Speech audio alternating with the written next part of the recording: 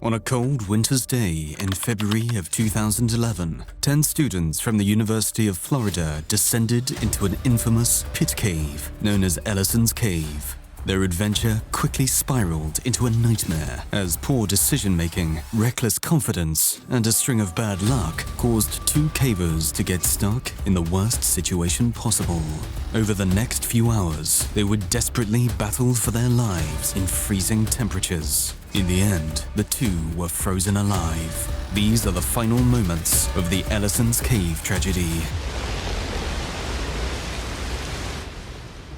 Grant Lockenbach and Michael Pirie were part of a group of 10 friends who made the trip to Ellison's Cave. The group was celebrating an upcoming birthday with a trip to the northwest Georgia mountains. Kerry O'Neill, a heavy sleeper, was awakened by Grant Lockenbach at 5 a.m. in their hotel room. He convinced her to join him to watch the sunrise. About 15 minutes later, they sat on a ridge overlooking Lafayette. Lockenbach didn't care about losing sleep. He wanted to watch the sunrise. They sat, they talked, they waited, and 2 hours later, shivering in the dim 28-degree morning, they left. Only this time, one would never make it back to the hotel again. Michael Pirie, a first-year marketing major, played the bass in the 29-member UF drumline. He was also very athletic, with interests in wakeboarding, snowboarding, and doing flips off swing sets. Each member of the group was part of the Fellowship of Christian Athletes, and Grant Lockenbach was the president. He was the most experienced caver, one of the only experienced cavers, in fact. On this particular Saturday afternoon, the rest of the students explored a separate part of Ellison's Cave, while Lockenbach and Pirie rigged ropes at the warm-up pit. In the process, a black High Sierra backpack somehow fell 125 feet below them. The bag held ropes and other climbing gear, so Lockenbach went down to retrieve it. Now, just minutes later, Pirie and the rest of the group listened intently. For whatever reason, Lockenbach's voice was not reaching them clearly. Perhaps his words were muffled as they bounced off the rocks, or maybe he couldn't compete with the sound of the waterfall. Snow had fallen around the Chattanooga area 3 days earlier, and cold water ran down the cave toward the pits. During their exploration, the other 8 students had at times been waist-deep. The group knew Lockenbach needed help, so 3 students sprinted down the mountain to call 911. They had brought a cell phone into the cave for emergencies, but it was in the bag at the bottom of the pit. Pirie and the rest of the students who stayed in the cave heard bits of Lockenbach's screams. He yelled for Pirie. They tried to explain a rescue team was coming, tried to tell him to stay calm for just a little longer. In a half hour, they said, the rescue team will be here. But their voices weren't reaching him, and Lockenbach kept calling for Pirie, kept telling him he needed help. The group needed a liaison, someone who could calm Lockenbach as they waited for the rescue team. A girl volunteered, but Pirie rebutted her. "Can you pray for me?" he asked, "because I have no idea what I'm doing." He then strapped on a white helmet and descended. He didn't rappel, a woman in the group later remembered. He basically just fell down the pit. "We're okay," Pirie yelled from somewhere below. "We're just cold." Pigeon Mountain, along with a host of other tunnels, pits, and holes in the sandstone, have given the tri-state area a reputation around the country as a caving mecca. Every year, 10,000 cavers come to the mountain. Ellison's is one of the most popular spots among experienced cavers looking for a challenge, most notably because of the fantastic pit and its 586-foot drop, the deepest caving pit in the continental United States. There are several cave entrances, and you won't find reassuring signs as you approach. Once inside, an inexperienced caver can easily get lost. It was now 3:30. Pirie had been in the pit for half an hour, and he still did not know when the rescue team would arrive. "Grant!" he yelled. Pirie repeated his name twice more. "Grant! Grant!" His voice growing louder, more desperate each time. Kerry asked Pirie if her boyfriend was okay, knowing the truth before the words escaped her mouth. Pirie did not lie. electing instead to misinterpret the question. "I'm fine," he told her. "I'm fine." She asked again and again. Pirie answered a different question. By 3:45, Carrie lost hope. She stopped asking questions. When the three-man initial response task force arrived at 3:58, she left with the two other women who had stayed in the cave. As she walked into the light, Carrie cried, certain she would never see her boyfriend again. The first members of the rescue team arrived in the gravel parking lot at the base of Pigeon Mountain at 3:11, about an hour after receiving the 911 call.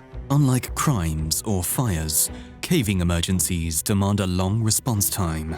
In all, the rescue team consisted of 34 members. Among the volunteers were 7 members of the National Cave Rescue Commission, a group of experienced cavers from all parts of the country. It was their first lucky break. The commission happened to be holding a meeting in Lafayette that day. Once members of the team had assembled, they still had to march 1 mile against 850 feet of elevation. They reached the warm-up pit about 40 minutes later, and Anmar Mirza rappelled to where Lockenbach and Pirie were suspended, about 80 feet down. Neither man responded to Mirza's calls. Pirie was below Lockenbach, his head resting on his right shoulder and his helmet hanging by a string.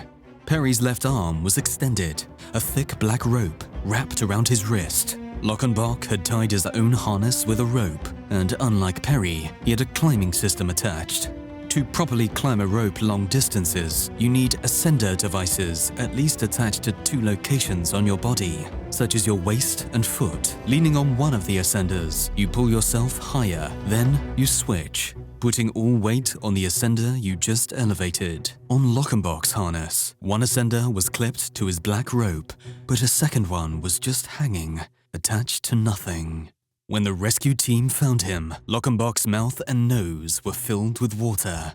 His arms were stretched out, his face tilted toward the sky. Nobody knows exactly what happened to Lockenbach during his descent. Some members of the rescue team think his rope was too short for the 125-foot pit.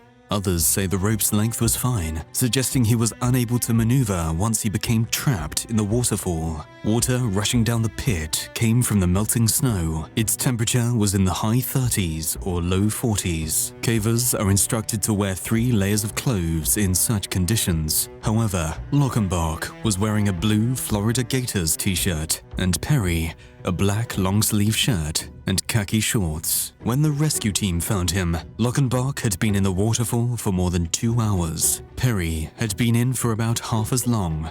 It's possible that one or both of them had experienced a cold shock response. With their bodies engulfed in water of that temperature, they could have hyperventilated for up to 3 minutes. Both men would have eventually recovered, that is, at least until hypothermia set in. Your body temperature normally rests at 98.6 degrees Fahrenheit, but hypothermia occurs when it dips below 95. In 40-degree water, it can take effect in 10 to 20 minutes, but Lockenbach and Pirie weren't fully submerged, likely delaying the process. Once hypothermia does take place, muscles grow weak and blood flows toward the core of your body, away from your extremities. The heart, the nervous system, and other organs stop functioning correctly. Speech is slurred, and confusion sets in. Breathing becomes slow and shallow. Gradually, you fade as organs begin failing.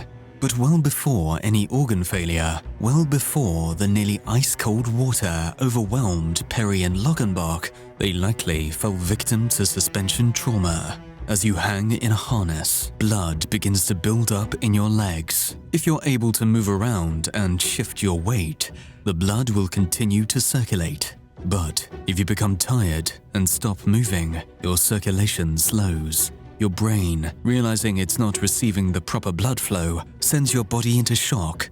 Your pulse increases. You breathe faster. You feel sick. You sweat. You shiver.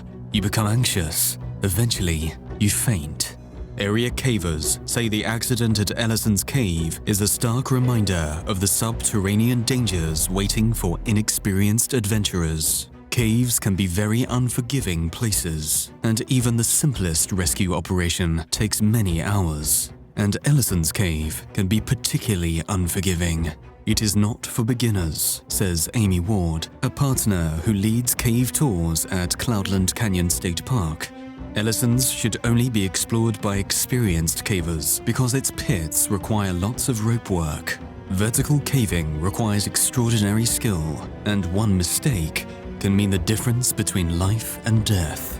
In the end, this tragic incident at Ellison's cave could have been prevented had they been better prepared.